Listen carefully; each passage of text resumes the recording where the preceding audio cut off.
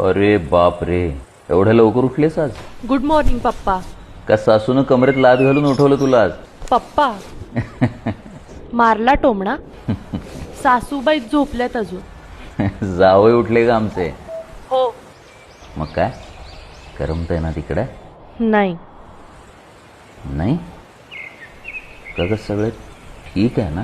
बी पेरायचं, त्याला खत पाणी घालायचं आणि रोपटं मोठं झाल्यावर उपटून दुसऱ्याच्या अंगणात लावायचं आणि मग विचारायचं करमतंय का. हे बघ, आता या झाडाच्या सावलीवर फक्त त्यांचा अधिकार आहे. इतकी नकोशी झालेलं मी तुम्हाला. बापाचं कर्तव्य असतंय ते. कुठे आहात? आहे की इथंच बसलोय. आणि जवळ हिशोबाची डायरी असेल ना? तुला आईनं सांगितलं वाटतं. थांब, काय गे? पप्पा हिशोब करताय ना? हा चालते काहीतरी. आता इकडचं तिकडचं असतंय ना. इकडचे मंगल कार्यालयाचे 2 लाख, तिकडचे केटरिंगचे 1.5 लाख, मग त्या दागिन्यांचे 2.25 लाख. आणि मग तुला कसं काय माहिती आहे सगळं? हिशोबाची पिशवी तुमच्या जवळच असेल ना? हो. त्याच्या आतल्या कप्प्यात बघा.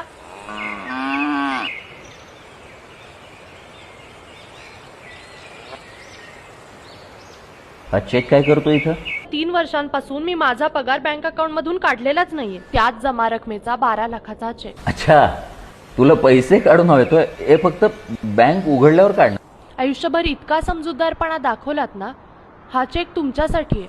काय सकाळी सकाळी हीच चेष्टा सुचली हो तुला? मला एक सांगा, उधारी चुकवण्यासाठी शेत गहाण ठेवणार होतात ना? नाहीतर पुन्हा खोटं. हे मी करतोय ग मॅनेज इकडं. नका करू मॅनेज. अगं पण का तुझा हा हट्ट? हट्ट तर तुम्ही केला होतात पप्पा. घरच्या, नातेवाईकांच्या, समाजाच्या विरोधाला न जुमानता तुम्ही माझ्या पाठीशी खंबीर उभे राहिलात. मला धीर दिलात. शिकलेल्या मुलींचं मोल तुम्हीच मला समजावलंत खरं, पण आज तुमच्याच संस्कारांवर प्रश्न उभे करताय. अगं बाळा, असं नव्हतं म्हणायचं मला. तुम्ही माझी काळजी करू नका. मी इकडे एकदम खुश आहे.